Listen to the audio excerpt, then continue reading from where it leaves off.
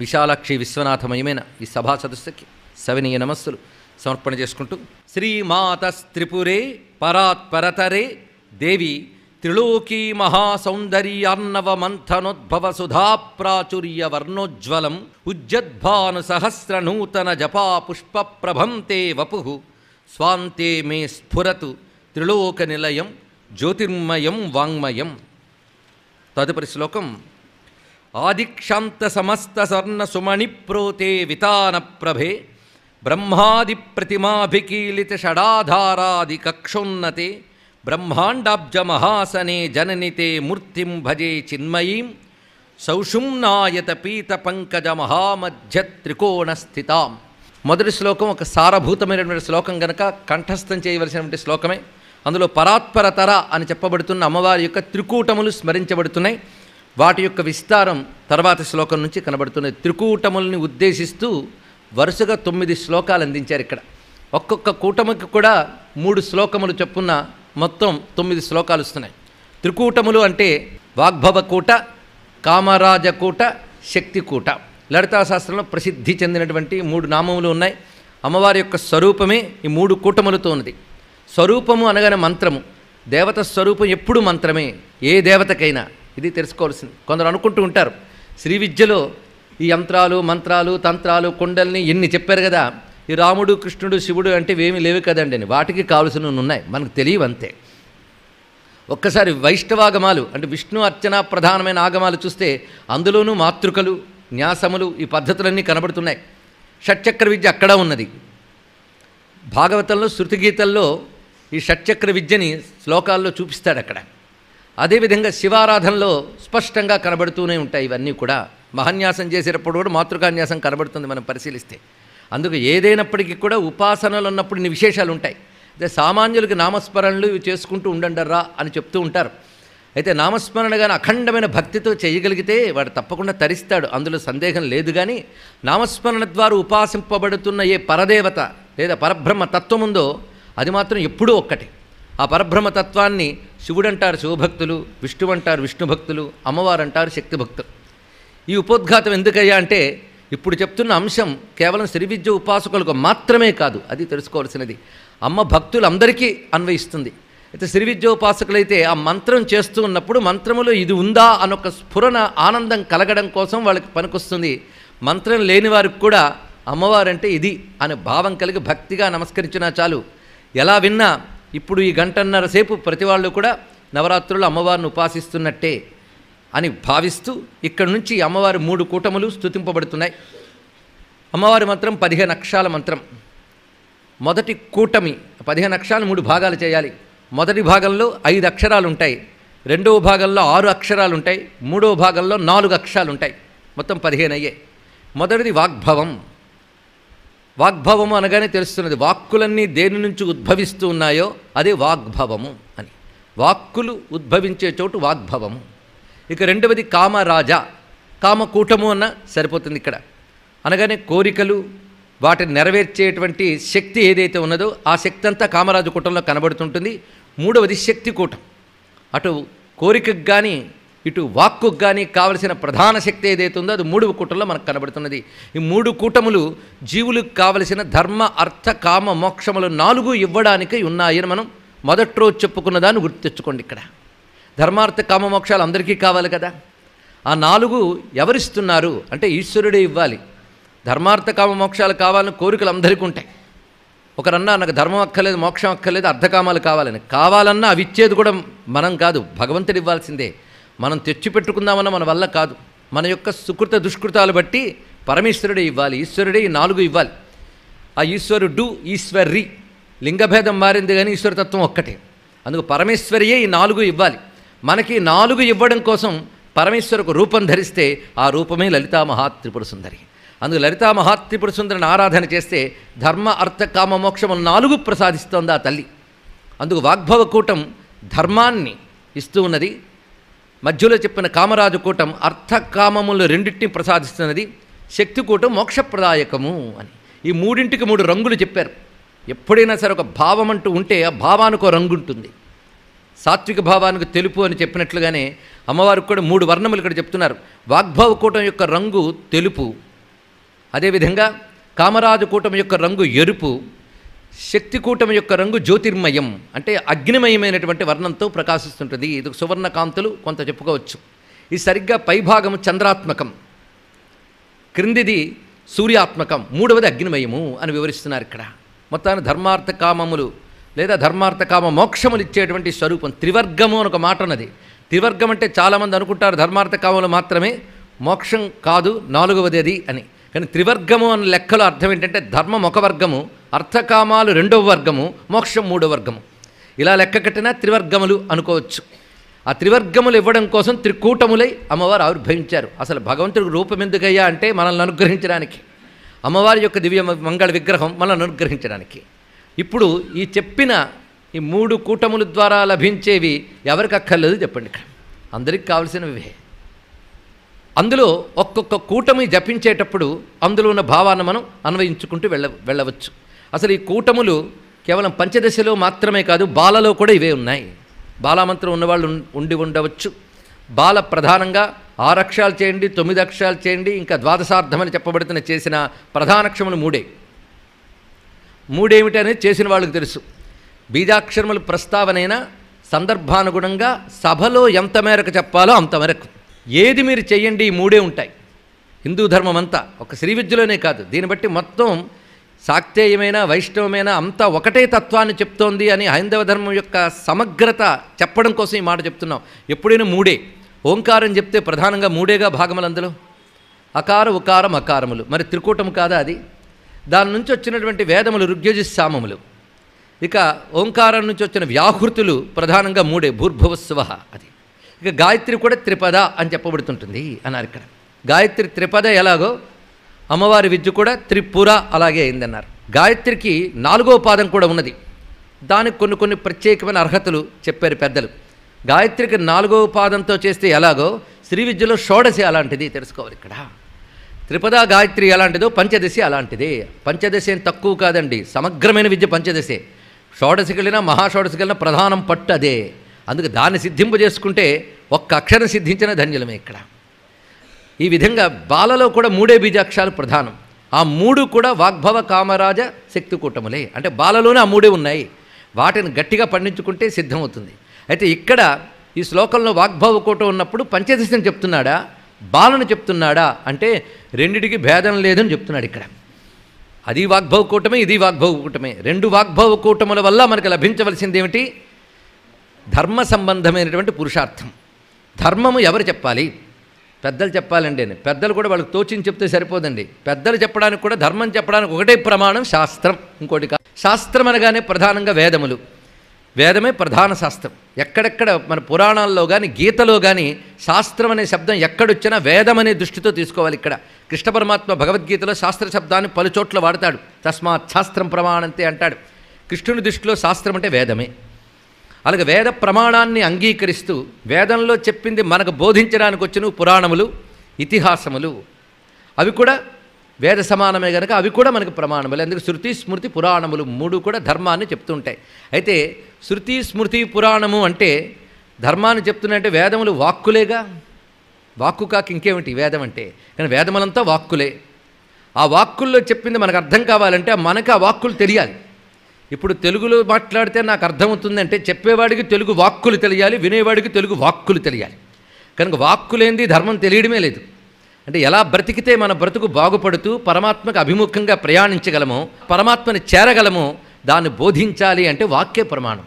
ఆ వాక్కు వేదాది రూపములుతున్నది. ఆ వేదాది రూపములైన వాక్కులన్నీ ఏ తల్లి వదనం నుంచి వచ్చాయో ఆ వదనమే వాగ్భవ కూటము. ఇది తెలుసుకోవాల్సింది ఇక్కడ. ఆ వేదజన్యమైనటువంటి జ్ఞానము ఈ జీవుడికి అవసరమో ఆ జ్ఞానం అమ్మవారు ఇస్తారు. అంతేగాని అమ్మవారి వాగ్భవ కూటం ఒక్కసారి జపం చేస్తే వేదాలన్నీ తెలిసిపోతాయండి అని కాదు. తెలుసుకుని ఏం చేస్తాం? ఈ జీవుడు తరించడానికి ఆ శాస్త్రం నుంచి ఏ జ్ఞానం కావాలో ఆ జ్ఞానం అమ్మవారు తప్పకుండా ఇస్తారు ఇక్కడ. అందుకు ఆ శాస్త్రజన్యమైనటువంటి తరింపజేసే జ్ఞానాన్ని ప్రసాదించేటువంటి ఒకానొక అనుగ్రహ శక్తి ఆ వాగ్భవ కూటంలో ఉన్నది. బాలలో మొదటి అక్షరము వాగ్భవ కూటము. అది బీజాక్షరం, దివ్యమైనటువంటి బీజాక్షరం అది. దానిని ఇందులో చాలా అద్భుతంగా చెప్తున్నారు. అందుకే దీని తర్వాత చెప్పబోయే శ్లోకానికి అవతారిక రచిస్తూ అంటున్నారు నిత్యానందనాథుల వారు. అతఃపరం సకల శబ్దజాల ప్రకాశ అర్క సంకేతసార విద్యాది భూతం కేవలం ద్వాదశస్వరరూపం వాగ్భవం అభివందనపూర్వకం ప్రస్తౌతి అన్నారు ఇక్కడ. ద్వాదశస్వరరూపం వాగ్భవ కూటం ఏంటంటే ద్వాదశ స్వరంట. ద్వాదశ స్వరము అంటే స్వరములు అంటే అకారం నుంచి అమ్మహ వరకు చెప్పబడ్డ 16 అక్షరాలను స్వరములు అంటారు. అందులో 12వ వెతకండి. అక్షరాలు తెలిస్తే స్పష్టంగా మనం చెప్పవచ్చు. అ అ ఇ ఈ ఉ ఊ అరు అరు అళు అళు ఏ ఐ. ఏ ఐ కాదు, ఏ ఐ వస్తుంది. ఏ ఐ 12 అవుతుంది. కానీ ద్వాదశ స్వరం అంటే 12. ఇక్కడ మళ్ళీ పరిశీలించవలసింది ఏంటంటే ఈ వ్యాఖ్యాత కూడా ఎంత సంకేతంగా చెప్తున్నాడో చూడండి ఇక్కడ. మరి నేరుగా రాసివచ్చు కదండి అంటే చెప్పరు. అలాగా స్తోత్రాల్లో కావ్యాల్లో వాటి చెప్పరు, ధ్వనిప్రాయంగా పెడతారు. ఇక్కడ మనం గ్రహించాలి. ఇక్కడ అదే ద్వాదశ స్వరూపం అంటే ఐ అనే దాన్ని చెప్తున్నాడు ఇక్కడ. దాన్ని వివరిస్తున్నాం. ఇది సంకేత సార విద్యకి ఆదిభూతం అన్నాడు ఇక్కడ. అందుకే నేను వెళుతూ వెళుతూ చివరి మాట చెప్పుకున్నా సంకేత విద్య అని. సంకేత విద్య అంటేనే శ్రీ విద్య. శ్రీ విద్యలో బాల కానీ పంచదశ కానీ సంకేత విద్య. సంకేత సార విద్య అనేటప్పుడు మాత్రం బాలలో మొదటి బీజాక్షరాన్ని అలాగే విడిచిపెట్టి తర్వాత 2 బీజాక్షరాల్లో హల్లులు తీసేస్తే అచ్చులు ఏవైతే మిగులుతాయో వాటిని కూడా రాసుకుంటే దాన్ని సంకేత సార విద్య అంటారు. అంతే. నేను స్పష్టం చేశాను కదా, బాల ఉన్నవాళ్ళకి తెలుస్తుంది. మొదటిది ఎలాగో అచ్చే, ఐ అనేది అచ్చు. తర్వాత 2 కూడా హల్లులు ఉన్నాయి. అందులో హల్లులుగానే తీసేస్తే ఏ అచ్చులు మిగులుతాయో అది సంకేత సార విద్య. అలాగని తీసి జపం చేసే ప్రయత్నం చేయకండి, ఉందని చెప్పడం వరకే ఇక్కడ. మన లోపల గుండు గురించి చెప్పాడంటే బయటకు తీసి చూద్దాం అనుకోకూడదు, అది ఉందని తెలుసుకోవడం కోసం ఇక్కడ అలా దాగి ఉంటాయి. అలాంటి విశేషాలను చెప్తున్నాడు. అందుకే ఆ ప్రధాన సారమే దానికి శక్తిని చెప్పడం కోసం చెప్తున్నాడు ఇక్కడ. ఆ సారం తీస్తే దానికి శక్తి లేదు, అందుకు వివరిస్తున్నారు ఇక్కడ. మొదటిది అయినటువంటిది మరి మొదటి అక్షరానికైతే హల్లులు తగలలేదు, అదే అక్కడ చూపిస్తున్నాడు. దీనికున్న అద్భుతమైన శక్తిని వివేచన చేస్తున్నాడు. ఇది ఎంత అదృష్టం అంటే మనం ఈ శ్లోకాలు చదువుకోవడం వల్ల మంత్రోపదేశం లేని వాళ్ళకు కూడా వాగ్భవ కూటమి యొక్క అనుగ్రహం లభిస్తుంది. అంతేగాని మంత్రం ఉన్న వాళ్ళు చక్కగా వింటారు, మాకేమండి అలా వినడమేనా, మాకే అర్థం కాదు కదా అనుకోవద్దు. వాగ్భవ కూటమి యొక్క అనుగ్రహం ప్రతి జీవుడికి కావాలి. ఇక్కడ చెప్పబడుతున్న శ్లోకంలో అదే విస్తరించి ఉంది గనక మనల్ని అందరినీ సులభంగా తరింపజేస్తున్నాడు దూర్వాస మహర్షి ఈ శ్లోకం ద్వారా. మంత్రం ఉన్నవాళ్ళకి ఆ సంతోషం భావించుకోండి, లేని వాళ్ళ ఇది భావించండి. అందుకే స్తోత్రం దేనికయ్యా అంటే భావనకే స్తోత్రము, ఇది తెలుసుకోవాలి. అంతేగాని మొదటి నుండి చివరి వరకు నాకు పుస్తకం చూడకుండా చదవగలనండి, చాలా సంతోషం, ఇందులో ఏమర్థమైంది చెప్పలేనండి. ఏ లాభం? భావన భావన భావన, అదే చాలా ప్రధానం. మైత్ర్యాది వాసనాలభ్యాయే నమః. పువ్వులేసావా, కుంకుమేసావా, బంగారం పువ్వేసావా? కాదయ్యా, మైత్ర్యాది వాసన లభ్య అంటే ఏమిటి? మైత్రి మొదలైన సంస్కారములుంటే దొరుకుతుంది, అవి ఉన్నాయా? అది ఇక్కడ. అందుకు అక్కడ చెప్తున్నది ఏమిటో గ్రహించాలి కదా, భావన. అందుకే అమ్మవారికి స్తోత్రప్రియా స్తుతిమతి అని ఒక నామం ఉంది. స్తోత్రప్రియ, ఒక్కొక్క దేవతకు ఒక్కొక్కటి ఇష్టం అన్నారు శాస్త్రంలో. అలంకార ప్రియో విష్ణు, అభిషేక ప్రియ శివ, గణపస్తర్పణ ప్రియ, సూర్య నమస్కార ప్రియ, దేవి స్తోత్రప్రియ అన్నారు ఇక్కడ. అలాగని వాళ్ళకి స్తోత్రాలు అక్కర్లేదు, ఈవిడికి అలంకారాలు అక్కర్లేదని కాదు. ఈ దేవతకి స్తోత్రం ప్రత్యేకం అని చెప్పడం ఇక్కడ. స్తోత్రప్రియ గనకనే అమ్మవారి భక్తులు ఇన్నిన్ని స్తోత్రాలు మనకు అందించారు. మనకంటే అసలు వాళ్ళు తరించడం కోసం వాళ్ళు చెప్పుకున్నారు, మనం తరించడం కోసం అమ్మవారు మనకు మిగిల్చారు. ఇది తెలుసుకోవాల్సింది ఇక్కడ. శంకరులు తన కోసం తాను సౌందర్యలహరి చెప్పుకున్నారు, మన కోసం అమ్మవారు మిగిల్చారు, ఇది గొప్పదని. అలాగే మూకపనిషత్తు కానీ త్రిపుర మహిమనస్తుతి కానీ పలికిన వాళ్ళు తరించడం కోసమే, కానీ వాళ్ళ ద్వారా మనల్ని తరింపజేయడం కోసం అమ్మవారు మిగిల్చారు. ఇది మనపై అమ్మకున్న కృప. అందుకు మనం ఋషికి నమస్కారం చేసుకుందాం, అమ్మకి నమస్కారం చేసుకుందాం. స్తోత్రం ద్వారా భావన బలపడాలి. భావన 3 రకాలుగా ఉంటుంది. దేవతకున్న 3ంటిని భావనతో అందుకోవాలి. ఒకటి తత్వభావన, మంత్రభావన. మొదటిది మంత్రభావన, రెండవది రూపభావన, మూడవది తత్వభావన. 3 భావించాలి. భావన అనేది మనక్రియ, మనస్సుకు సంబంధించిన క్రియ. ఎవడైనా మనస్సుతోనే భావిస్తాం, మన బతుకంతా భావనేనండి. ఈయన నా భర్త అంటే మరణించే వరకు ఆ భావంతోనే బతుకుతాం. అక్కడ భర్త అని బోర్డు పెట్టుంటుందా? భావన, సృష్టి అంతా భావనే. ఆ భావనాబద్ధంగానే జీవిస్తాం. అయితే ఏది తోస్తే అది భావన కాదుట, శాస్త్రసమ్మతమైన భావన చేస్తే తరిస్తాం. అందుకే శాస్త్రీయ భావన అని ఒక మాట చెప్పారు ఇక్కడ. శాస్త్రం ఏ పద్ధతిలో చెప్తుందో దాన్ని బట్టి భావన చేయగలిగితే మనం తరించుతాం. అందుకే భావించే పద్ధతిని కూడా శాస్త్రం చెప్పింది. అదే భవాని భావనాగమ్య, చాలా లోతైన మాట అండి అక్కడ. భావన అనేది ఒకానొక శాస్త్రీయమైన ప్రక్రియ. ఈ ప్రక్రియలో ప్రధానంగా మంత్రానికైతే శబ్దభావన, అర్థభావన 2 భావనలు ఉంటాయి. అంటే మంత్రం యొక్క శబ్దాన్ని భావించాలి, శబ్దం లోపల ఉన్న అర్థాన్ని భావన చేయాలి. అప్పుడు మంత్రం యొక్క పట్టు మనకు చిక్కుతుంది. అదేవిధంగా మంత్రం ద్వారా ప్రతిపాదింపబడే దేవతా రూపాన్ని భావన చేయాలి. ఆ మంత్రానికి ఏ దేవత రూపమో ధ్యాన శ్లోకంలో చెప్తాడుగా, తద్రూపాన్ని భావించాలి. లలితాశాస్త్రం చదివేటంతసేపు అరుణాం కరుణా తరంగితాక్షిం అనే రూపాన్ని భావించాలి. అదేవిధంగా ఒక్కొక్క నామం ఒక్కొక్క మంత్రం అయితే అందులో ఏం చెప్పారో భావించాలి. అది మంత్రభావన, రూపభావన. ఇక రెండిటి ద్వారా ప్రతిపాదింపబడుతూనే బ్రహ్మతత్వం ఉందో దాన్ని కూడా భావనాత్మకంగా గ్రహించగలిగితే అది విచారణయ్యి, జ్ఞానములో చెప్పబడే విచారణ ముక్తిహేతు అవుతుంది. ఆ మూడు భావనలు ఒకే స్తోత్రంలో అందిస్తే ఆ స్తోత్రం పేరు త్రిపురామహిమ్నస్థుతి, మరొకటి కాదు. ఇప్పుడు మనం మంత్రభావన చేయబోతున్నాం. మంత్రంలో వాగ్భవ భావన ఇప్పుడు జరుగుతోంది. ఏమిటి భావన? అంతేగాని ఉపన్యాసం కాదు, శ్రవణం కాదు, చెప్పడము అంతకంటే కాదు. మనందరం భావనలోకి ప్రవేశిద్దాం. ఇది సంకేత సార విద్య ఆదిభూతం. సంకేత సార విద్యకి మొదటి అయినటువంటి దాన్ని అభివందన పూర్వకం, నమస్కార పూర్వకంగా చెప్తున్నాడు. చిత్రం ఏంటంటే ఇది మనకు పాఠం చెప్తున్నట్టు లేదు, ఒక్క స్తోత్రం కూడా అమ్మవారికి చెప్తున్నట్టుందా, అది విశేషం ఇక్కడ. ఆ చెప్పడం ఏంటంటే అమ్మా నీ వాగ్భవ స్వరూపానికి నమస్కారం అన్నారు ఇక్కడ. మంత్రంలో మొదటి భాగం అమ్మవారి యొక్క స్వరూపం. వందే వాగ్భవం ఐందవాత్మ సదృశం వేదాది విద్యా గిరో భాషా దేశ సముద్భవా పశుగతా ఛందాంసి సప్తస్వరాన్ తాళాన్ పంచ మహాధ్వనీన్ ప్రకటయత్యాత్మప్రసారేణ యత్ తద్బీజం పదవాక్యమానజనకం శ్రీమాతృకే తే పరం. శబ్దములు ఎంత చమత్కారంగా ప్రయోగిస్తారంటే నిన్న శ్రీమాత అన్నారు, ఇప్పుడు శ్రీమాతృకే అన్నారు. మాత అన్న మాతృక అన్న తల్లి అని అర్థం. మాతృకా దేవతలని మనకి అంటూ ఉంటాం, సప్తమాతృకలు. చాలామందికి తెలుసు. ఈ సప్తమాతృకలు లేకపోతే ప్రపంచం నడవదు. అసలు ప్రపంచం ఎలా నడుస్తుందో అర్థం చేసుకుంటే, తర్వాత సప్తమాతృకలు అర్థం చేసుకుంటే ప్రపంచాన్ని నడిపే అమ్మవారి శక్తులు మొత్తం సప్తమాతృకలే. వాళ్ళ పేర్లు ఏమిటి? మాతృకలు. వీరి కాకుండా ఇంకా వేదాల్లో పురాణాల్లో మాతృకా దేవతలను చాలా వివరిస్తారు. మహాభారతంలో విశేషమంతా వస్తుంది. ఎన్ని రకాల మాతృకలు ఉంటారు అక్కడ. మాతృకలు అంటే సమర్థవంతమైన స్వరూపములు అన్నారు ఇక్కడ. అదొక విశేషమైన అంశం. మాతృకులు అంటే సృష్టి స్థితి లయాదులు చెయ్యడానికై సమర్థులు అని అర్థం. ఇక్కడ విశేషమైన భావం ఇక్కడ. అందుకు దేవమాతృకులు, నదీమాతృకులు అంటే సమర్థవంతమైన శక్తులకు మాతృకులని పేర్లు అని ఒక విశేషమైన అర్థాన్ని చెప్పారు ఇక్కడ. అందుకే రెండు భావాలు తీసుకోవాలి. సాధారణ మాతృక అంటే తల్లి అంటాం మనం. ఇంకో భావంలో సమర్థతా స్వరూపాహ అని భావాన్ని కూడా గ్రహించవచ్చు. అమ్మవారు శ్రీమాతృక. మూడవ అర్థం మాతృక అంటే అక్షరాలకే మాతృకులని పేర్లు. మొత్తం ఎన్ని అక్షరాలంటే 50.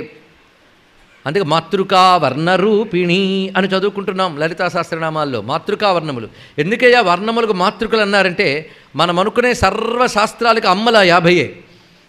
ఎన్ని మాట్లాడినా 50 అటు ఇటు తిరిగితే తయారవుతున్నాయి. ఇప్పుడు ఇన్ని మాట్లాడామండి, ఎన్ని మాటలు మాట్లాడుంటే లెక్క కట్టండి అంటే 50. ఒక 2 గంటల ఉపన్యాసం ఇచ్చిన 50, 20 గంటల ఉపన్యాసం ఇచ్చిన 50. అవే అటు ఇటు తిరిగే అంతే. కనుక సర్వజ్ఞానములకు అది మాతృక. ఈ మాతృకలన్నీ పుట్టే వాగ్భవకూటం నుంచి. అని వాగ్భవకూట వర్ణన చేసినప్పుడు శ్రీమాతృకే అని చెప్పడంలో అంత విశేషమైనటువంటి మాటని చూపించారు ఇక్కడ. సంబోధన అంత చక్కగా చెప్పారు. శ్రీమాత అంటే అమ్మ అనుకోవచ్చు, కానీ శ్రీమాతృకే అనగానే వెంటనే మనకు అది స్ఫురించాలనే ఉద్దేశంతో ఇది సంబోధన చేశాడు మహానుభావుడు. ఆ వాగ్భవానికి నమస్కారము అనగానే వాగ్భవం నుంచి ఒక తేజస్సు వస్తూ ఉంటుంది. నిన్ననే చెప్పుకున్న మంత్రానికి ఒక దీప్తి ఉంటుంది, ఒక తేజస్సు ఉంటుంది. మంత్రం అంటే కేవలం శబ్దాల కూర్పు కాదు. ఒక మంత్రం మనం జపిస్తూ ఉన్నాము అనగానే ఒక శక్తి ఉత్పన్నమవుతుంది, ఒక తేజస్సు ఉత్పన్నమవుతుంది. అది మన కంటికి కనబడకపోవచ్చు. అసలు శక్తి ఎప్పుడు కంటికి కనబడదు. రాగితీగలో విద్యుత్ ఉంది అంటాం, కానీ విద్యుత్తును చూడగలమా చెప్పండి ఇక్కడ. అదేవిధంగా మంత్రం అన్నప్పుడు ఉత్పన్నమవుతుంది ఒకానొక తేజస్సు. ఆ తేజస్సుకి ఎలాంటి వర్ణం ఉంటుందో మంత్రద్రష్టకి కనిపిస్తుంది, వాడు వర్ణిస్తాడు. ఎవరో మంత్రసిద్ధులు ఎవడో కోటి ఉంటాడు, వాడికి ఆ దర్శనం ఇస్తుంది ఆ తేజస్సు. అది ఇక్కడ. అటువంటి వాడు అసలు ఏం మాట్లాడలేడండి, అనుభూతులు లీనమైపోతాడు. ఆ తేజస్సుని ఇక్కడ వర్ణిస్తున్నాడు ఆయన. మొదటిదైన వాగ్భవ కూటంలో ఎలాంటి తేజస్సు ఉన్నది అంటే ఐందవాత్మ సదృశం అన్నాడు ఇక్కడ. ఐందవాత్మ సదృశం. ఇదే మనకి సౌందర్యార్ణవ మంథనోద్భవ సుధా ప్రాచుర్య వర్ణోజ్వలం మొదటి శ్లోకంలోనే దాని వర్ణం ఇచ్చాడు ఇక్కడ. ఐందవ ఎంత అందమైనటువంటి భావాలు చూపిస్తున్నాడు. దూర్వాసుడు తప్ప ఇంకెవడు రాయలేడండి ఇక్కడ. ఐందవ అనే మాటలో ఇందు సంబంధమైనది ఐందవం. కనుక ఐందవము అంటే ఇందు సంబంధమైన, ఇందు అంటే చంద్రుడు, కనుక ఐందవం అంటే చంద్రమయమైన, చంద్ర సంబంధమైన ఆత్మ. ఆత్మ అనే మాటకు అనేక అర్థములు ఉన్నాయి. ఇక్కడ 2 చోట్ల ఆత్మశబ్దం వస్తుంది. ఇక్కడ ఆత్మ అంటే స్వరూపం. ఆత్మకు కూడా శాస్త్రీయమైన అర్థాలు తెలియాలండి, లేకపోతే మన ఆత్మబలం, ఆత్మబంధం ఇవన్నీ అంటూ ఉంటాయి సినిమా టైటిల్స్. ఆ ఆత్మకి ఉపనిషత్తుల్లో చెప్పిన ఆత్మకి చాలా తేడా ఉన్నది. ఈ జ్ఞానమే ఉండి ఈ జ్ఞానంతో ఉపనిషత్తును చూస్తే మహాప్రమాదం. కనుక శబ్దం ఎక్కడ ప్రయోగించారనే బట్టి చూడాలి తప్ప, నాకు ఆత్మవిశ్వాసం ఎక్కువండి, నాకు ఆత్మగౌరవం ఎక్కువ ఉందంటే ఆత్మతో ఇక్కడ చూస్తారా? ఆత్మశబ్దానికి అనేక అర్థాలు ఉన్నాయి. ఒక అర్థం స్వరూపం, ఇంకొక అర్థం స్వభావం, మరొక అర్థంలో పరమాత్మ. ఇన్ని అర్థములు ఉన్నాయి. ప్రస్తుతం ఐందవాత్మ అంటే చంద్రస్వరూపము అని అర్థంట. చంద్రస్వరూపముతో సమానమైనది ఐందవాత్మ సదృశం అన్నారు. చంద్రస్వరూపము, అలాగే హృదయం. ఆత్మ అంటే హృదయం అని కూడా అర్థం చేసుకుంటే చంద్ర హృదయం. హృదయం అంటే లోపల భాగం. చంద్రుడి లోపల ఏముందో అలాంటిది అన్నారు వాగ్భవ కూటం. చంద్రుడి లోపల ఏముంది? అమృతం. చంద్రుడు అంటే అమృత కిరణుడు, అది తెలుసుకోవాలి. అమృత స్వరూపము, ఆ అమృతము వంటిది ఇది అన్నారు ఇక్కడ. అమృతం రంగు తెలుపు, అదేవిధంగా చంద్రుడు రంగు తెలుపు. చంద్రుడు అమృత కిరణుడు అంటారు. చంద్రుడి నుంచి మన వైపు ప్రసరించే తెల్లని కిరణాలు కేవలం వెలుగులు కావుట, దానిలో అమృతం ఉంటుంది, రసం ఉంటుంది. అందుకే కృష్ణ పరమాత్మ గీతలో చక్కగా చెప్పాడు, సోమో భూత్వా రసాత్మక అని భగవద్గీతలో 15వ అధ్యాయంలో స్వామి చెప్పాడు. ఇక్కడ చంద్రుడు రసాత్మకుడు. చూసారా? మొత్తం మీద ఇక్కడైనా అక్కడైనా వేద ఋషి మాట ఒక్కటే. చంద్రుడు అంటేనే రసస్వరూపుడు, అందరూ హ్యూమిడిటీ, ఆర్ద్రతకి అధిపతి ఆయన. ఆ రసం ఏది? అమృతం. అది తెల్లని కాంతలుతుంది. అందుకే ఐందవాత్మ సదృశం అంటే చంద్ర సంబంధమైనటువంటి, చంద్రాంతర్గతమైనటువంటి, అమృత సమానమైనటువంటిదమ్మా నీ వాగ్భవ కూటము అన్నారు ఇక్కడ. అది కూడా అంత చల్లగా తెల్లగా ఉన్నది. అందుకే అమ్మవారి ముఖాన్ని చంద్రుడితో పోలుస్తారు. ముఖమే వాగ్భవ కూటం. శరచంద్ర నిభాననా. శంకర్లు కూడా క్వణత్కాంచీదామా కరికులభకంభస్తననత పరీక్షీణా మధ్య పరిణత శరచంద్రవదన అన్నారు ఇక్కడ. పండిన శరత్కాలపు చంద్రుడు లాంటి ముఖము, నిండు చంద్రుడిని చెప్పడం ఏంటంటే వదనాన్ని వర్ణిస్తున్నాడు, వాగ్భవ కూటాన్ని వర్ణిస్తున్నాడు. అరే ఇది అంతా చెప్పే కంటే అమ్మవారి ముఖం అని చెప్తే సరిపోతుందా అంటే సరిపోదండి. అమ్మవారి ముఖం అంటే ఒకానొక స్త్రీ ముఖం అనుకుంటాం, అమ్మవారి శరీరం అంటే ఒకానొక స్త్రీ శరీరం అనుకుంటాం. సంస్కారం ఉన్నవాడికి పర్వాలేదు, సంస్కారం లేనివాడికి వికారాలు బుద్ధులు పుడుతుంటాయి. కనుక అమ్మవారి యొక్క స్వరూపం స్త్రీమయం కాదయ్యా, అది మంత్రమయం అని తెలియాలి.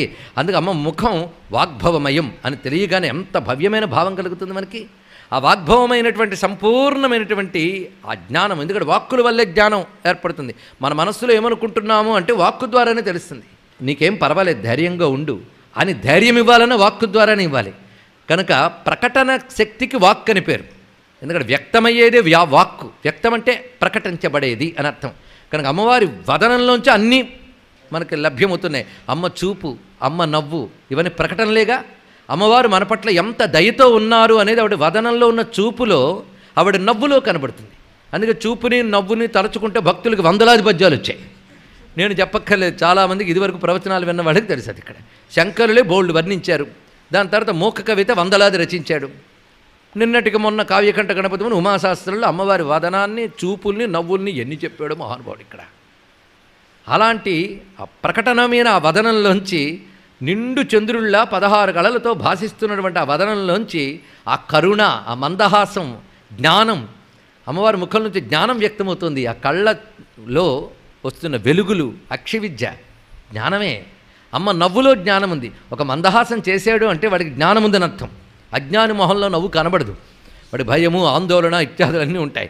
అమ్మ వదనంలో ఆ మందహాసం జ్ఞానానికి, ఆనందానికి, రెండిటికి సంకేతం. అని అమ్మ నవ్వుని తలంచుకుంటే జ్ఞానానందములు రెండూ మనకు కనబడుతున్నాయి. కానీ జ్ఞానము, ఆనందము ప్రకటింపబడే వాగ్భవ కూటం నిండుగా అమ్మవారి యొక్క వదనంగా భాషిస్తున్నది. అది ఐందవాత్మ సదృశం. ఇందులో ఈయన చూపించిన చమత్కారం వందే వాగ్భవం ఐందవాత్మ. చంద్రుడికి 1,00,000 పేర్లు ఉన్నాయి. సోమ ఇలాంటి పేర్లు ఎన్నో ఉన్నాయి, ఏవైనా తీసుకోవచ్చు. ఇక్కడ దూర్వాసుడు ఛందస్సులో పదాలని సమకూర్చడం శక్తి. కానీ ఐందవాత్మ అని చెప్పడంలో ఆ బీజాక్షాన్ని పెట్టేశాడు ఇక్కడ చెప్పకుండా. ఆ ఐం అనే బీజాన్ని పెట్టకుండా పెట్టాడు. మహాత్ములు అలా పెడతారండి బీజాక్షరాన్ని. నేరుగా బీజాక్షరం చెప్పరు, ఆ బీజాక్షర సంబంధమైన ఏదో ఒక పదం తీసుకొచ్చి పెడతారు. దానివల్ల చదివేవాడికి, వినేవాడికి ఆ బీజాక్షరం యొక్క శక్తి లోపల ప్రవేశిస్తుంది. ఇక్కడ అమ్మ నవ్వులో జ్ఞానం ఉంది. ఒక మందహాసం చేశాడు అంటే వాడికి జ్ఞానం ఉందని అర్థం. అజ్ఞాని మొహంలో నవ్వు కనబడదు, వాడి భయము, ఆందోళన ఇత్యాదులన్నీ ఉంటాయి. అమ్మ వదనంలో ఆ మందహాసం జ్ఞానానికి, ఆనందానికి, రెండిటికి సంకేతం. అని అమ్మ నవ్వుని తలంచుకుంటే జ్ఞానానందములు రెండూ మనకు కనబడుతున్నాయి. కానీ జ్ఞానము ఆనందము ప్రకటింపబడే వాగ్భవ కూటం నిండుగా అమ్మవారి యొక్క వదనంగా భాషిస్తున్నది. అది ఐందవాత్మ సదృశం. ఇందులో ఈయన చూపించిన చమత్కారం వందే వాగ్భవం ఐందవాత్మ. చంద్రుడికి 1,00,000 పేర్లున్నాయి, సోమ ఇలాంటి పేర్లు ఎన్నో ఉన్నాయి, ఏవైనా తీసుకోవచ్చు. ఇక్కడ దూర్వాసుడి ఛందస్సులో పదాలని సమకూర్చడంలో శక్తి. కానీ ఐందవాత్మ అని చెప్పడంలో ఆ బీజాక్షాన్ని పెట్టేశాడు ఇక్కడ చెప్పకుండా. ఆ ఐం అనే బీజాన్ని పెట్టకుండా పెట్టాడు. మహాత్ములు అలా పెడతారండి బీజాక్షరాన్ని. నేరుగా బీజాక్షరం చెప్పరు, ఆ బీజాక్షర సంబంధమైన ఏదో ఒక పదం తీసుకొచ్చి పెడతారు. దానివల్ల చదివేవాడికి వినేవాడికి ఆ బీజాక్షరం యొక్క శక్తి లోపల ప్రవేశిస్తుంది. ఇక్కడ ఇలాంటి చమత్కారం మూక కవి చేశాడు. ఐశ్వర్యమిందు మౌళే ఐకాత్మ్య ప్రకృతి కాంచిమజ్జగతాం ఐందవ కిశోర శేఖరం ఐదంపర్యం చకాస్తి నిగమానాం. అక్కడ మొత్తం 4 పెట్టాడు మహానుభావుడు. అందుకే అది కూడా అంత మహిమాన్వితమైనటువంటి అంశమైనది ఇక్కడ. అలాంటి చమత్కారాలు కొన్ని శంకర భగవత్పాదుల వారు కూడా సౌందర్యలహరిలో చాలా చేశారు. ఇక్కడ కిరంతి వంగేభ్యా దగ్గర ఒక బీజం పెడతాడు ఆయన చమత్కారాలు ఆయన చెప్పాలి ఆయనకి. సరే, ఇక్కడ ఐందవాత్మ సదృశం అని చెప్పడంలో దాన్ని చూపించారు. పైగా ఐందవాత్మ సదృశం అనే మాటల విశేషం ఏంటో మరొక్కటి పరిశీలించాలి. ఇప్పటి వరకు చంద్ర సమానమైనటువంటి తెల్లని కాంతులతో ఉన్నది నీ వాగ్భవము, దానికి నమస్కారమమ్మా వందే అని ప్రారంభించారు ఇక్కడ. పైగా అమృతం గనక అమృత బీజం పెట్టాడు. ముందు పరిశీలించండి శ్లోకంలోని చమత్కారం. ఎందుకంటే పంచభూతాలకి 5 బీజాలు చెప్పారు. అది ప్రతి వాళ్ళు తెలుసుకోవచ్చు, ఏం పర్వాలేదు.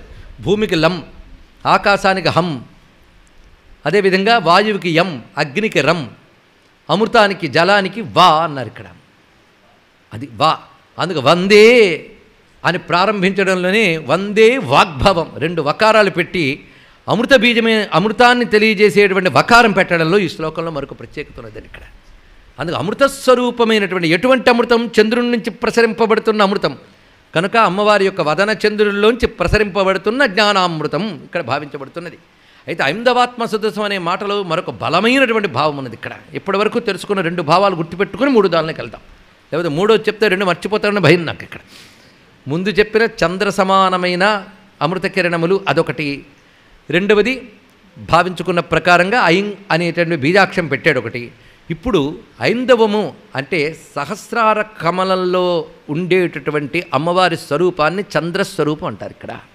అది షోడశి. అక్కడ అమ్మవారు చంద్ర సమానమైనటువంటి రూపంతో ఉంటారట, అది చంద్రబింబము అని చెప్పబడుతుంది ఇక్కడ. ఆ తల్లి స్వరూపం అక్కడ చంద్రస్వరూపంగా ఉంటుంది ఇక్కడ సహస్రారంలో. ఆ చంద్రస్వరూపమైన సహస్రార కర్ణిక మధ్యలో త్రికోణాకృతులు మనం చెప్పుకున్నటువంటిది ఐందవ స్వరూపం. అది సహస్రారంలో ఎలాంటి ఐందవ స్వరూపం ఉన్నదో అలాంటిదే వాగ్భవకూటము అంటున్నాడు ఇక్కడ. అది ఐందవాత్మ సదృశం అన్నప్పుడు అది మాట, దీని యొక్క అర్థం. ఈ మాటని స్పష్టంగా చెప్పినటువంటి వాడు మహానుభావుడు ఈ వ్యాఖ్యాత అయినటువంటి నిత్యానందనాథుల వారే దీన్ని వివరించారు ఇక్కడ. అందుకు ఈ వాగ్భవస్య అపి అమృతప్రాయ అక్షరస్రావిత్వాత్ అన్నాడు ఇక్కడ. అమృతప్రాయమైన అక్షరస్రావము వల్ల అన్నాడు. అక్షరస్రావం అంటే సహస్రారాంబుజారూఢ చెప్పినప్పుడు సర్వవర్ణోపశోభిత అక్కడది అలాంటి స్వరూపమని చెప్పడం దాని యొక్క భావం. వేదాది విద్యాగిరో ఈ వాగ్భవ కూటానికి కొన్ని గొప్పతనం ఏమిటంటే సర్వ అక్షరములు శబ్దములు, సృష్టిలో మనం వినే ప్రతి శబ్దము కూడా దాని నుంచి ఉద్భవమైంది అన్నారు ఇక్కడ. అంటే సృష్టిలో శబ్దాలు ఎవరికి ఉన్నాయి? ఎవరు శ్రీ విద్య ఉపాసన చేస్తే వాళ్ళకు ఉన్నాయి కాదు కదా. అసలు ఇది ఒకటి ఉందని తెలియని వాళ్ళకు కూడా శబ్దం ఉంది. అదే 2 గొప్పతనం. అమ్మ గురించి తెలియని వాళ్ళకు కూడా అమ్మ ఉంటుంది, ఇది తెలుసుకోవాలి ఇక్కడ. ఒక తల్లికి 2-3 పిల్లలు ఉన్నారు. అందులో కొందరు పిల్లలకి మాకు అమ్మ ఉందని తెలుసు, ఒక పిల్లాడికి పిచ్చి పట్టింది, వాడికి అమ్మ ఉందని కూడా జ్ఞానం లేదు. వాడి పిచ్చి చేత వాడు అమ్మని తెలుసుకోలేకపోయాడు. అలాగా కొందరికి అజ్ఞానం చేత జగజ్జనని ఉందని తెలియదు, అంతేగాని సృష్టిలో అందరికీ జగజ్జనని ఉందండి. అది తెలుసుకునే అదృష్టం ఋషులు దయ వల్ల మన మతంలో అవకాశం ఉంది. కనుక సృష్టిలో ఏ శబ్దం వినబడ్డా ఆ శబ్దాలను ఉత్పన్నం చేయగలిగే ఒకానొక శక్తి ఉంది. ఆ శక్తి అమ్మ. ఆమె వాగ్భవ రూపంతో ఈ శక్తిని శబ్దాన్ని ఉత్పన్నం చేస్తోంది విశ్వమంతా అని ఎవడైతే గ్రహిస్తాడో వాడిని ఆ శబ్దస్వరూపుని అనుగ్రహిస్తుంది ఇక్కడ. అది సృష్టిలో ఉత్పన్నమయ్యే ప్రతి శబ్దము కూడా వాగ్భవ రూపిణి అయిన అమ్మవారి నుంచి వచ్చింది. కనుక వాగ్భవము అమ్మవారి యొక్క ఒకానొక అవయవం అనుకోవద్దు, అది అమ్మవారి స్వరూపం అని కూడా తెలుసుకోగలగాలి ఇక్కడ. అందుకు వాగ్భవమైన నీ స్వరూపము నుంచి ఉద్భవించినవి ఏమిటి అంటే వేదాది విద్య, వేదాది విద్యలతో కూడిన గిరులు అనగా పలుకులు, వాక్కులు అని అర్థం ఇక్కడ. వేదాది విద్యాగిర భాష రకరకాల భాషలు. ఈ భాషలు ఏమిటి? దేశ సముద్భవా. ముందు వేదాన్ని చెప్పాడు, తర్వాత భాషల గురించి చెప్పాడు. చూడండి, ఎందుకంటే వేదం అపౌరుషేయం, మానవ సృష్టి కాదు, అది భగవత్ స్వరూపం. అది మొట్టమొదట భగవాను నుంచి వచ్చే అంటే ఆ భగవానుడి యొక్క వాగ్భవ శక్తి ద్వారా వేదాదులు ఉత్పన్నమయ్యే అలౌకిక శబ్దములు. ఇక ఇది అలౌకిక శబ్దాలు అమ్మవారు అంటే కాదయ్యా బాబు, లౌకిక శబ్దాలు కూడా అమ్మవారే. భాషాహ. ఈ భాషలు ఎన్ని రకాలు? బోలుడు భాషలను చెప్పగలిగేవాడు భారతీయుడే. ఎందుకంటే ఈ దేశం నిండా ఉన్న భాషలు ఇంకే దేశంలో ఉండవండి. ఈ దేశంలో అన్ని భాషలు ఉన్నాయి మనకి. ఇక్కడ అందరితో కలిసి బ్రతకడం అలవాటు ఉన్నటువంటి భారతీయులు మాత్రం అందరినీ క్షేమంగా చూడగలరు. ఇది తెలుసుకోవాలి. అందుకే ఒక పాశ్చాత్య వనిత అన్నది, హిందూ ఛాందసవాదం ఉంటే ప్రపంచం బాగుపడుతుందని. అంటే హిందూ ఛాందసవాది అందరితో కలిసి బ్రతకగలడు. భారతదేశంలో అంటే భిన్న భిన్న భాషలు ఉన్నాయి. దూర్వాసుల సమయానికి అన్ని భాషలు ఉన్నాయన్నమాట. భాషా దేశ సముద్భవా. వివిధ దేశాల్లో ఉద్భవించిన వివిధ భాషలు ఉన్నాయన్నాడు ఇక్కడ. అందుకే తమిళ, తెలుగు మనం కొట్టుకుంటామే కానీ నిజానికి భాషలన్నీ అమ్మ రూపం అని తెలిస్తే ప్రతి భాషకే నమస్కరిస్తాం. అర్థం కాని భాషకు కూడా నమస్కరించుకోవచ్చు. అది అమ్మ స్వరూపం అంతే. ఒక శబ్దం వచ్చిందంటే అమ్మ రూపమే. అందుకే సృష్టిలో హీనమైన భాష అనేది ఉండదు. ప్రతి భాష అమ్మ రూపమే. భాషారూప బృహత్ సేన ఎంత చక్కగా వివరించారు. అందుకే భాషా దేశ సముద్భవా. వివిధ దేశముల్లో ఉద్భవించినటువంటి భాషలు. అయితే దేశ సముద్భవా అనే మాటకి, భాష అనే మాటకు కూడా, భాష అంటే సంస్కృత ప్రాకృత పైశాచికా అప్పటికున్న భాషలవి. అలాగే దేశ సముద్భవా తత్తద్దేశగత మనుష్యానాం కవిత్వ వ్యవహార క్షమాహ అన్న నిత్యానందనాథుడు వారు. ఒక్కొక్క దేశ భాషలో కూడా అద్భుతమైన కావ్యాలు, పాటలు ఎన్నో ఉత్పన్నమై అవన్నీ కూడా కలిపేసుకోవాలి. ఇక్కడ ఎంత ఉందో చూడండి వాంగ్మయ ప్రపంచం ఇక్కడ.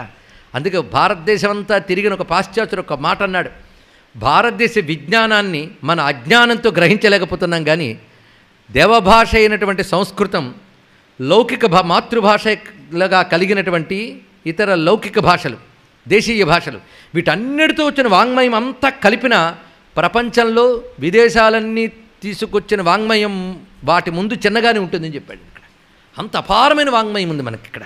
అలా రకరకాల దేశ భాషల్లో పుట్టినటువంటి వాంగ్మయము.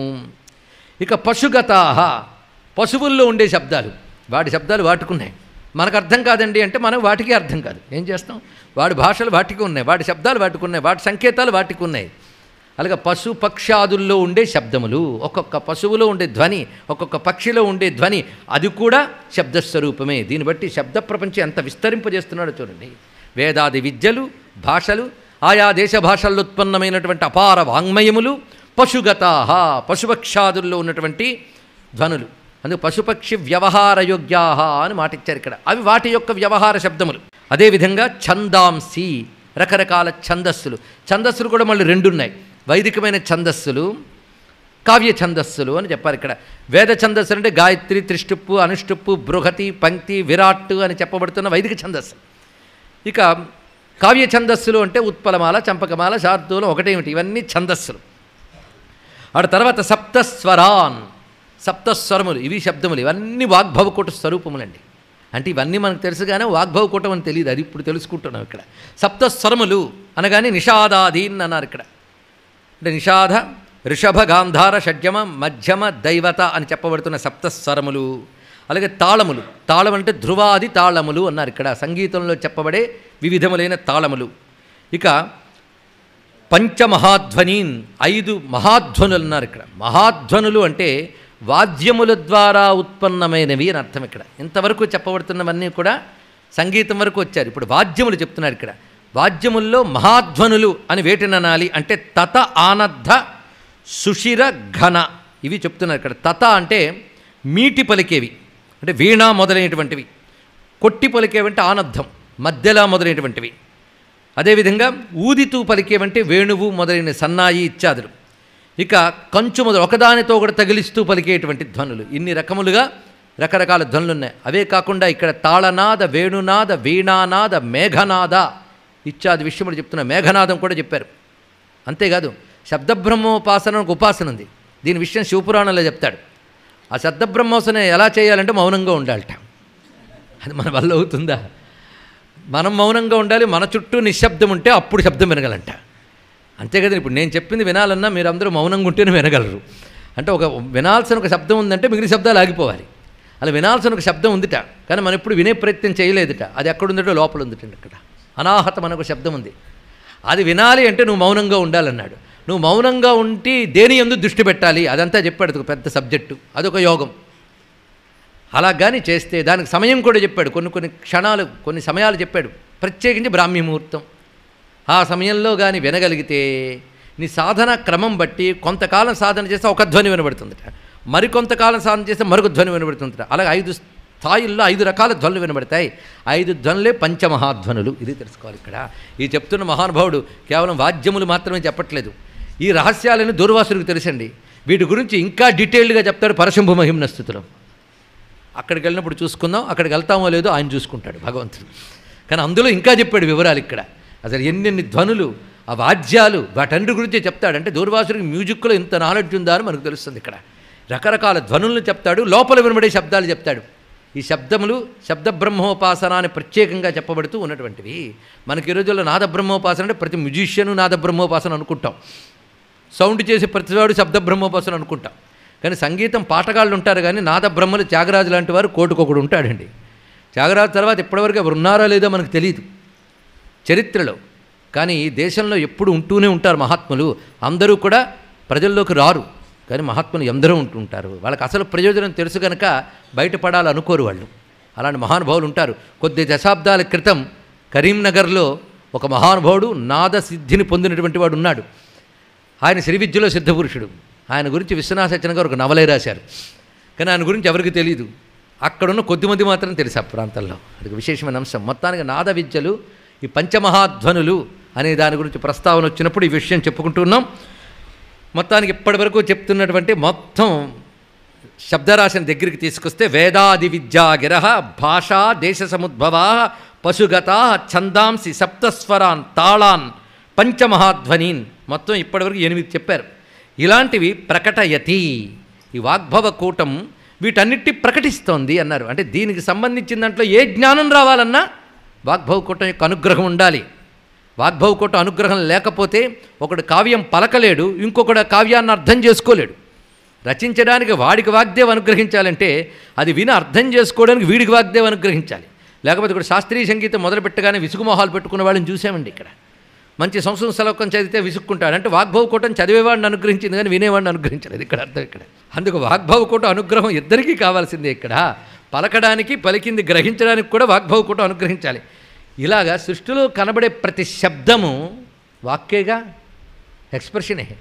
ఇలా చూస్తే సరిగ్గా మనకి నటరాజస్వామి స్తోత్రంలో చెప్పినట్లుగా సమస్త వాంగ్మయము నీ స్వరూపమే అన్నారు. ఇక్కడ వివరిస్తూ ఆ స్వామి యొక్క స్వరూపాన్ని భావన చేస్తే ఇక్కడ ఆంగికం భువనం యస్య వాచికం సర్వవాంగ్మయం, సర్వవాంగ్మయము వాచికమే అన్నారు. ఇక్కడ ఆ భావం ఇక్కడ కనబడుతోంది చూడండి. ఇక్కడ అందుకే వినబడుతున్న శబ్దములన్నీ కూడా ఆత్మప్రసారేణ యత్, ఇవన్నీ దేని యొక్క ఆత్మప్రసారము ద్వారా కలుగుతున్నాయో ఆ వాగ్భవ కూటానికి నమస్కారం అన్నారు. ఇక్కడ ఆత్మప్రసారేణ, మళ్ళీ ఆ మాట అన్నాడు చూడండి. ఇక్కడ హాయిగా వెళ్ళిపోతుంటే మళ్ళీ శబ్దములు ఏమిటో. ఐందవాత్మ సదృశం ఆత్మప్రసారేణ. ఈ ఆత్మప్రసారేణ మాట తర్వాత శ్లోకాల్లో కూడా వేస్తూ ఉంటాడండి దూర్వాసుడు. ఆత్మ యొక్క ప్రసారము చేత ఇవన్నీ బయటకు వస్తున్నాయన్నారు. ఇక్కడ అంటే ఆత్మ ఎవరు? ఆత్మ యొక్క ప్రసారం. ఎందుకంటే మనం ఎన్ని మాట్లాడుతున్నామంటే లోపల చైతన్యం ఉంటేనే కదా. చైతన్యం లేకపోతే ఏ మాట లేదు. కానీ మనలో ధ్వనులు వస్తున్నాయంటే ఆఖరికి నాడీ స్పందన లాంటి ధ్వనులు వస్తున్నాయన్నా లోపల ఆత్మ అనబడేది ఒకటి ఉంటేనే కదా ఈ ధ్వనులు అనేది వస్తున్నది. అందుకే సృష్టిలో ఆత్మ యొక్క ఉనికి దేనివల్ల తెలుస్తుందయ్యా అంటే దాని యొక్క చిచ్చక్తి వల్ల తెలుస్తుంది. ఆత్మ యొక్క చిచ్చక్తి. అందుకే మన లోపల ఆత్మ చైతన్యం ఉంటే ఆత్మ చైతన్యం శబ్దముగా వ్యక్తమవుతున్నది అని చెప్తున్నారు ఇక్కడ. అంటే ప్రాణము, ఆత్మ యొక్క ఉనికి వల్ల ప్రాణం తెలియబడుతుంది, ఆ ప్రాణం ద్వారా శబ్దం తెలియబడుతుంది. అందుకే ఆత్మప్రసారేణ యత్ అనేటువంటి మాట ఇది ఒక సంస్కృతి గట్టిగా పట్టుకున్నాండి. అమృత ఆత్మన కళాం అన్నాడు ఒక మాట. ఆత్మ యొక్క కళ అమృతము అన్నాడు. ఇక్కడ ఆలంకారికుల శాస్త్రంలో కూడా చెప్పాడు. అది ఉపాసన శాస్త్రం కాదు, అక్కడ కూడా ఈ విషయాన్ని చెప్పాడు. దీన్ని పాణిని మొదలైన వాళ్ళు చాలా అద్భుతంగా వ్యాఖ్యానించారు. శబ్దం పలికేటప్పుడు పలకడానికి ఆధారమైనది ఆత్మ యొక్క ప్రసారం. ఎందుకంటే శబ్దమంతా వెలుగైతే వెలుగుకి మూలమైన దీపం ఒకటి ఉండాలిగా. అలాగే శబ్దములకు మూలం ఆత్మస్వరూపం అన్నాడు ఇక్కడ. అయితే దీనికి ఇక్కడ శ్రీ విద్యపరంగా వ్యాఖ్యానం చేయాలంటే ఆత్మప్రసారేణ అంటే సహస్రార కమలంలో ఏ తల్లి చిన్మయీం అని నిన్న వర్ణించుకున్నామో, అందుకే మొదట వదిలిన శ్లోకానికి తర్వాత చెప్పేసిన లింక్ ఉంది. ఆ చిన్మయి ఎవరితో ఆ తల్లి మహాపద్మాటవులో కూర్చుందో ఆవిడ ఆత్మస్వరూపిణి. ఆవిడ యొక్క ప్రసారము చేత ఆవిడ నుంచి ప్రసరింపబడుతూ ఈ వాగ్భవ కూటములో ఇన్ని రకములైనటువంటి శబ్దములు ఉత్పన్నమవుతున్నాయి. కొన్ని భాషలు అవుతున్నాయి, కొన్ని వాక్యములు అవుతున్నాయి, కేవలం కొన్ని నాదములు అవుతున్నాయి అన్నారు ఇక్కడ.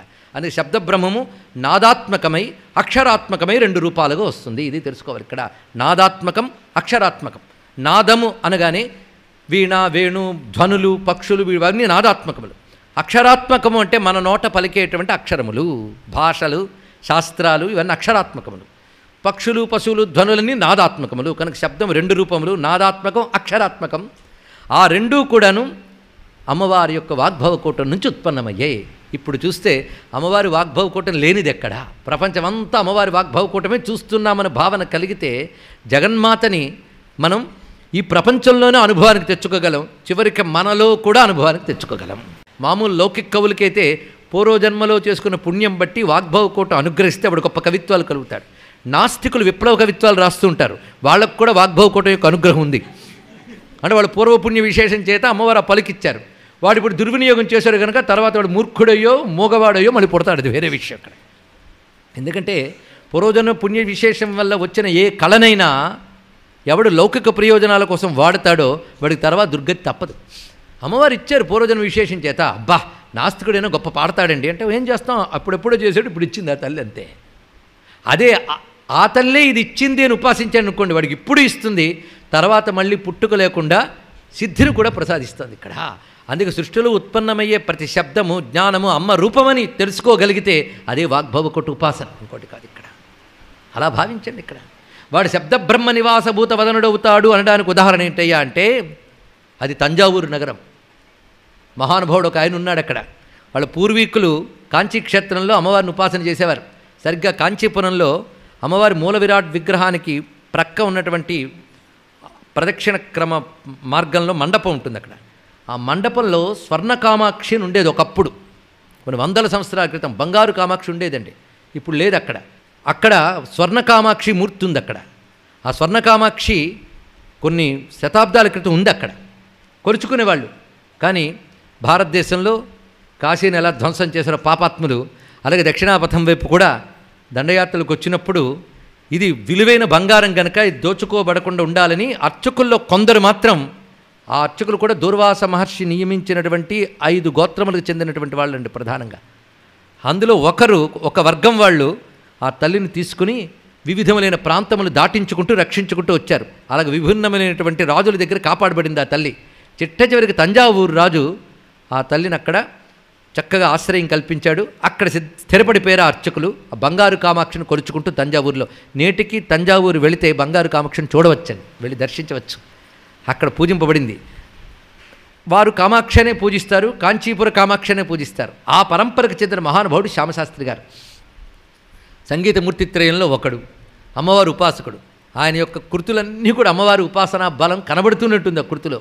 ఆయన చేసిన కృతి రచన దక్షత సంగీత శాస్త్రం తెలిసిన వాళ్ళకి తెలుస్తుంది. ఆయన స్వరజతి కానీ ఇవన్నీ కూడా సామాన్యులు అంత తేలిగ్గా పాడలేరు, సంగీతంలో మంచి ప్రావీణ్యం ఉంటే కానీ పాడలేరు. అంత అద్భుతమైన పటిష్టమైన కృతి రచన చేశాడు ఆయన. ఎవరి వల్లయ్యా అంటే ఇందాక చెప్పినట్టు సప్తస్వర, పంచమహాధ్వని ఇవన్నీ ఏ వాగ్భవకూట స్వరూపిణైనటువంటి ఆ కామాక్షి అనుగ్రహం వల్లనే సిద్ధిస్తాయో ఆ తల్లిని నిరంతరం కొలుచుకున్నాడు కనుక ఆయనకు అంత శక్తి వచ్చింది. ఆ సమయంలో తంజావూరు ప్రాంతానికి ఉత్తరాది ప్రాంతం నుంచి ఒక పెద్ద సంగీత విద్వాంసుడు వచ్చాడు.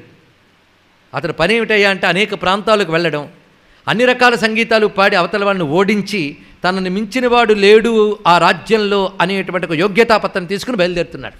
అలా ప్రతి ప్రాంతాలని ఓడిస్తూ వచ్చాడు. తంజావూరు రాజస్థానానికి కూడా చేరాడు ఆయన. అక్కడ కూడా అప్పుడు అన్న సంగీత విద్వాంసులందరూ ఓడిపోయారు. ఓటమి అంగీకరిస్తారా అన్నారు. అప్పుడు తంజావూరు రాజు మాత్రం అంగీకరించలేదు. ఉన్నాడుగా అమ్మవారిని అర్చించుకుంటూ మహానుభావుడు, ఆయన పిలిచి అట్టండి.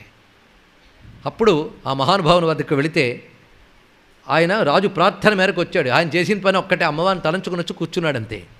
ఈయన చూపించిన సంగీత విద్యకి అతడు ఓడిపోయాడు అవతల వచ్చినటువంటి వాడు. దానికి కారణం ఏమిటయ్యా అంటే శబ్దబ్రహ్మ నివాసభూత వదనో, అది విశేషం అండి ఇక్కడ. అందుకే ఆ తల్లి అనుగ్రహం ఉంటే అటువంటి వాక్పటుత్వాన్ని ఇస్తుంది. అందుకే మన సంస్కృతిలో సంగీతకారులు కానీ సాహిత్యకారులు కానీ ప్రాచీనులందరూ కూడా అమ్మ అనుగ్రహం పొందినటువంటి మహాత్ములే. ఇది తెలుసుకోవాల్సింది ఇక్కడ. పరాశక్తి కృపచేతనే అటువంటి ఋష్యత్వాన్ని పొందగలిగారు. వారి పలుకులు శక్తివంతములై ఉండడానికి కారణం శబ్దబ్రహ్మం వాళ్ళ వదనంలో ఉన్నది. ఆ శబ్దబ్రహ్మము అమ్మ వదనము యొక్క రూపం గనక అమ్మ వదనాన్ని, వాగ్భవ బీజాన్ని ధ్యానించిన వారి వదనంలో ఆ తల్లి అలాగా భాషిస్తోంది అన్నారు ఇక్కడ. కనుక ఉపాసకుడు ఉపాస దైవంతో తాదాత్మ్యం చెందితే అభిన్నత ఏర్పడుతోంది అన్నారు ఇక్కడ. అతడే అమ్మవారి రూపం. అందుకే శ్యామశాస్త్రి గారిని కామాక్షి అనే పిలిచేవారట చాలామంది. ఆ రూపంతో భావించేవాడు ఆయన, అలా భాషించేవాడు. అద్భుతమైన తత్వాన్ని చెప్తూ నేంద్రాదిభి స్పర్ధతే కహ, అద్భుతమైన మాట. అతడు ఇంద్రాదులతో స్పర్ధించడా ఏమిటి అన్నాడు ఇక్కడ. ఈ మాట చూడండి, ఇంద్రాదులతో స్పర్ధించడా ఏమిటి, ఈ మాటల విషయం. స్పర్ధ అంటే ఏమిటి? పోటీ పడ్డం. అమ్మా, నీ వాగ్భవ బీజం సిద్ధించిన వాడు ఇంద్రాదులతో పోటీ పడతాట. అసలు ఇంద్రాదులతో ఎవడైనా పోటీ పడతారండి? ఆశ్చర్యం. ఆ మాటలోని లోతు తెలియాలి. విశ్వనాథ సత్యన్ గారు ఒక మాట అన్నారు, అచ్చమైన అమృతం అమరులు త్రావిరానోయి దానికి నేను అసూయ పడను అన్నాడు. అంటే ఇదేమైనా బాగుందా అండి? ఎక్కడైనా దేవతలు అమృతం తాగారు, వాళ్ళతోనే అసూయ పడిన అన్నాడు. దేవతలతో మనం అసూయ పడతామా? అసలు మన పక్కవాడు అమృతం తాగితే అసూయ పడతాం, కానీ దేవతలు అమృతం తాగిన ఎవడైనా అసూయ పడతాడండి? ఇక్కడ దేవతల అమృతం తాగారు, అసూయ నేను పడను అన్నాడంటే అర్థం ఏంటి? వాడు దేవతలతో సమానమని వాడు ఉండాలి. అంటే వాడు ఆ రచన చేసినప్పుడు ఆ కవి సిద్ధుడు అంత స్థితికి వెళ్ళిపోయాడు. అది అర్థం చేసుకోవాల్సింది ఇక్కడ. అలాగే ఇంద్రాదులతో కూడా వాడు పోటీ పడతాడంటే అర్థం ఏంటి? ఇంద్రాదులతో పోటీ పడతాడంటే ఇప్పుడు మనం వెళ్ళి టెండూల్కర్తోనే క్రికెట్లో పోటీ పడ్డామంటే మనకు అంత నేర్చుకున్నామని అర్థం ఇక్కడ. అయితేనే కదా పోటీకి వెళ్తాడు. అసలు బ్యాటెత్తడమే చేతకాని వాడికి వాడితో పోటీ ఏమిటండి ఇక్కడ? అది ఇంద్రాదులతో పోటీ పడతాడంటే అర్థం ఏమిటి అంటే ఇంద్రాదుల కంటే గొప్పవాడైపోతాడు వాడు. ఇది తెలుసుకోవాల్సింది. ఈ చెప్పడంలో ఈయన ఉద్దేశం ఏంటంటే ఇంద్రాదుల పదవుల కంటే గొప్ప పదవి ఏది, ఇది తెలియాలి కదా. స్వర్గం ఉన్నది. ఇంద్రాదులు అనగానే ఇక్కడ మొత్తం స్వర్గం మొదలు ఊర్ధ్వలోకాలని తీసేసుకోవాలి. ఇంద్రలోకం నుంచి బ్రహ్మలోకం వరకు. అందుకే నేంద్రాదిభి అన్నప్పుడు ఇంద్ర ఆదిభి మొదలైన ఇంద్రుడు మొదలైన వారితో పోటీ పెడతాడు అంటే ఇంద్రుడు మొదలైన బ్రహ్మదేవుడి వరకు. అంటే ఇంద్రుడిని ఓడిస్తాడు, ఆ పైన బ్రహ్మగారు ఉంటే నిన్ను ఓడిస్తాను రెడీ అవుతాడు. ఇక్కడ ఓడిస్తాడు కూడా. అంటే అర్థం ఏంటి? ఇంద్రుడు మొదలుకొని బ్రహ్మదేవుడి వరకు ఉన్న సర్వలోకములు కర్మల వల్ల వచ్చే ఫలం. బ్రహ్మలోకం కంటే పైనటువంటి మోక్షము కేవలం జ్ఞానం వల్ల మాత్రమే వచ్చే ఫలం. ఆ జ్ఞానం వాగ్భవకూట స్వరూపుడైన అమ్మవారి అనుగ్రహం వల్ల లభిస్తుంది. అంటే మోక్షము లభిస్తుంది అని చెప్పడం దీనిలో ఉన్నటువంటి అర్థం. అందుకే ఈ వాగ్భవకూటం నుంచి వచ్చినటువంటి 50 అక్షరాల్లో ఒక్క అక్షరం యొక్క స్వరూపము, స్వభావము, అది అమ్మ రూపం అనే భావనతో ఎవడైతే ఉపాసన చేస్తాడో వాడి శక్తి ఎలా ఉంటుందో మాతృకా స్తోత్రంలో చెప్తారండి. ఇక్కడ మొత్తం అమ్మవారిని స్తుతించాక అర్చన అయిపోయాక స్తోత్రం చేసిన 12 ప్రధాన శ్లోకాల్లో ఒక శ్లోకం అది. అందులో చెప్తున్నాడు ఇక్కడ, యదక్షరైక మాత్రేపి సంసిద్ధే స్పర్ధతే నరః రవితార్క్షేందు కందర్ప శంకరానల విష్ణుభి. ఎంత అద్భుతమైన మాట ఇక్కడ. యదక్షరైక మాత్రేపి సంసిద్ధే, దేనిలో అంటే 50 ఇంట్లో దేన్నైనా సంసిద్ధే సంపూర్ణంగా సిద్ధింపజేసుకున్నవాడు స్పర్ధతే నరః, ఆ నరుడు చూడడానికి మానవుడే కానీ అమ్మవారి యొక్క వాగ్భవకూట జన్యమైనటువంటి మాతృకావర్ణముల్లో ఒక్క అక్షరాన్ని సిద్ధింపజేసుకున్నా వాడు స్పర్ధ వహిస్తాట. ఎవరితో అంటే రవి, తార్క్ష, హిందు, కందర్ప, శంకర అనల విష్ణుభి, వాళ్ళతో స్పర్ధ వహిస్తాడు. అంటే వాళ్ళు దాటిపోతాడు అక్కడికి. అంటే అర్థం ఏంటో తెలుసా? నిన్న జాగ్రత్తగా విన్న వాళ్ళకి నేను చెప్పక్కర్లేదు. యా బ్రహ్మాది ప్రతిమాభికీలిత, అక్కడ తెచ్చుకున్నాం. బ్రహ్మ, విష్ణు, ఇంద్ర అన్నీ ఇక్కడ ఉన్నారు. వీళ్ళందరినీ స్పర్ధ వహిస్తాడు అంటే ఒక్కొక్క చక్రం దాటుకుపోయి సహస్రారకమంలోకి చేరగలుగుతాడు అనేటువంటి అర్థం కూడా ఇక్కడ చూపిస్తున్నాడు. ఇన్ని భావాలు ఉన్నాయండి. అంటే వాడికి దేవ పదవులు కూడా లెక్క కాదు. దేవ పదవులు కర్మ మార్గంలో ఉన్నవారికే కానీ భక్తి జ్ఞాన మార్గాల్లో ఉన్నటువంటి వారికి మోక్ష పదవే. అది తెలుసుకోవాల్సింది. అందుకే పదవి నీ సద్భక్తి కల్గుటే అన్నాడు త్యాగయ్య. ఎలా బ్రహ్మపదంబు వేదములకు వీక్షింపగా రాని నిన్నీ లోకమ్మున ఈ వనాంతరములో ఈ మందలో కృష్ణయం చాలాపాది సమస్త భావములు నీయందే సమర్పించు ఈ వ్రేలందొక్కని పదరేణువులపై వెష్టించిన చాలదే. అదే విషయం ఇక్కడ. మళ్ళీ కృష్ణుడిని ఎందుకు స్మరించానంటే మా అమ్మ కృష్ణుడు వేరు కాదని చెప్పడం కోసం ఇక్కడ. అందుకు అటువంటి శక్తి అమ్మ ఇస్తున్నది. ఆ వాగ్భవకూట రూపంతో ఉంటూ తన భక్తులను అటువంటి స్థితికి తీసుకొచ్చున్నావు తల్లి అన్నారు ఇక్కడ. ఇది కేవలం వాగ్భవకూట స్మరణ ఫలితం కాదు, అమ్మ భక్తులకు వచ్చే లాభం. అమ్మ భక్తురాలు ఉపాసన చేస్తే ఆవిడ వాగ్భవకూట రూపిణిగా అలా అనుగ్రహిస్తుంది. ఇది గ్రహించవలసినది. అనుగ్రహించే స్వరూపం పేరు వాగ్భవకూటము అని ఈ శ్లోకం ఎంత అందంగా వివరించారో ఇక్కడ.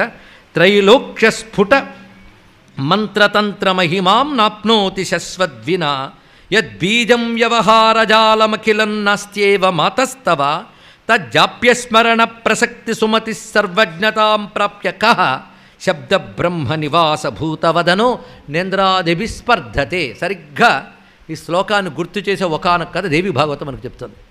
వాగ్భవ బీజం అంటే ఏమని చెప్పుకున్నాం అనండి, అంటే చాలా మంచిదమ్మా.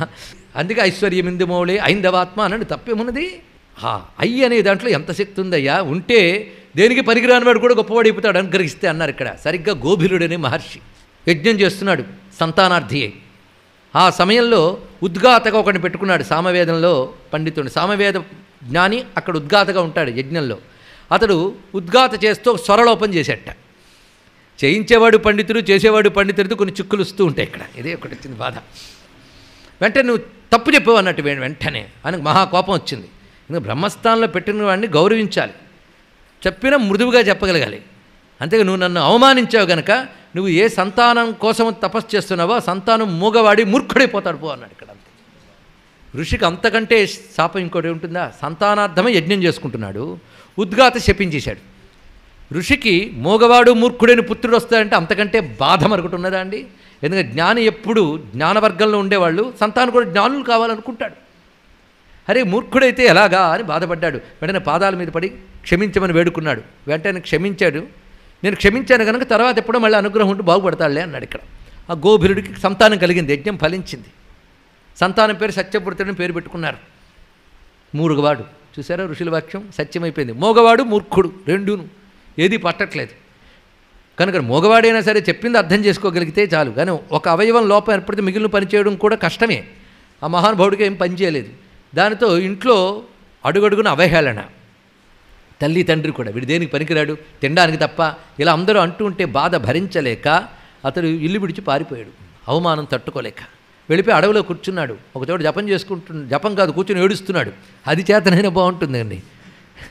జపం ఇవన్నీ చేసిన వాడికి అహంకారాలు వస్తూ ఉంటాయి, బాధ ఏడితే అహంకారం కలిగితే కానీ ఏడుపు రాదు.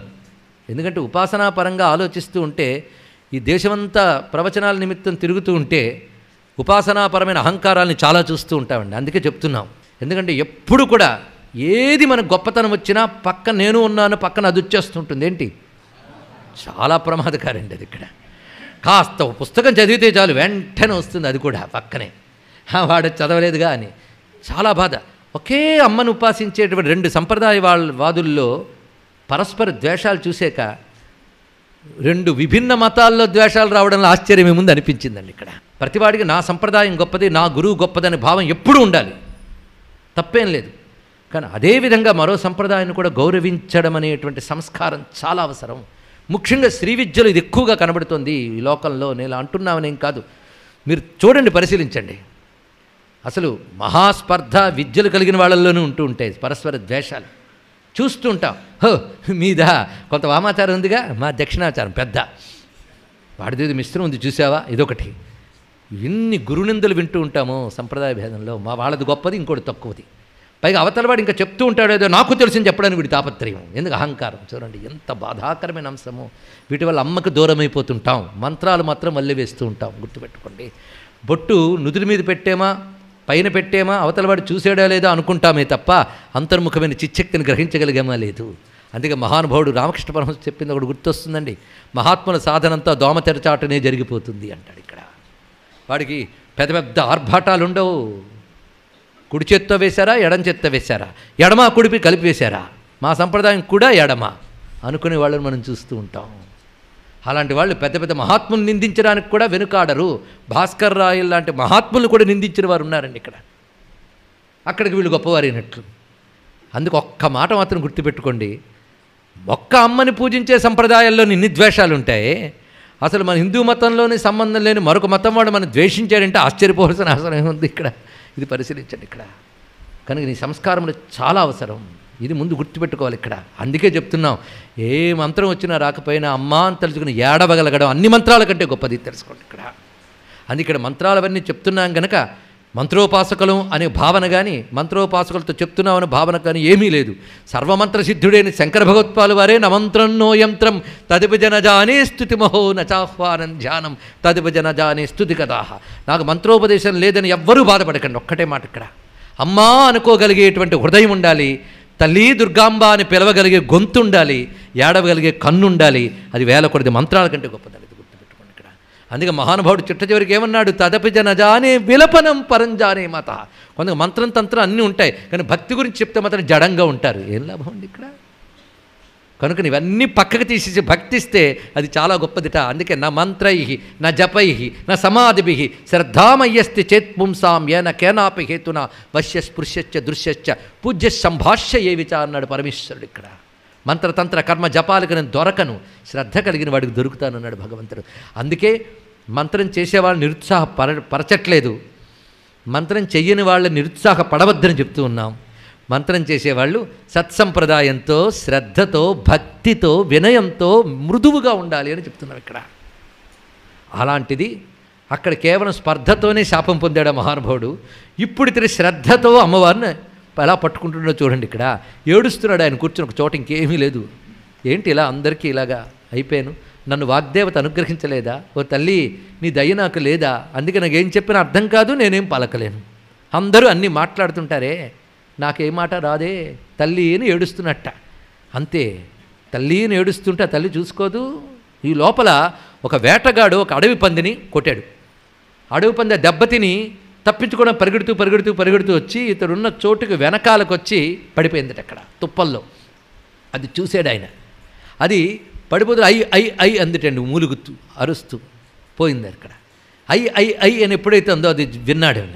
ఏకాగ్రంగా స్థితిలో ఉన్నప్పుడు ఇది అమ్మ స్ఫురణండి. ఎన్ని ధ్వనులు వినలేదు, ఆ ధ్వనులు తిరిగి అంటామా?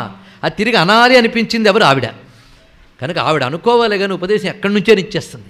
ఏది చూస్తే నీకు చెయ్యాలనే స్ఫురణ కలుగుతుందో అదే ఉపదేశం. ఇది తెలుసుకోండి ఇక్కడ. ఆ స్ఫురణ తల్లి ఇవ్వాలి ఇక్కడ. కనుక అదే పట్టుకున్నాడు వాడు. ఐ అన్నాడు. బీజం లేదు, నాదం లేదు, ఏమీ లేదు. అలా చేయాలంటే కూర్చోబెట్టాలి, ఉపదేశం ఇవ్వాలి. కేవలం అదే చేస్తూ కూర్చున్నట్ట, నాదరహితంగా అనుస్వారరహితంగా చేస్తున్నాడు. చిట్ట చివరికి ఆ దొంగటి వచ్చేట. ఎంతసేపు పడుతుందని మళ్ళీ వాడు పరిగెత్తి రావడానికి, వేటగాడు రావడానికి.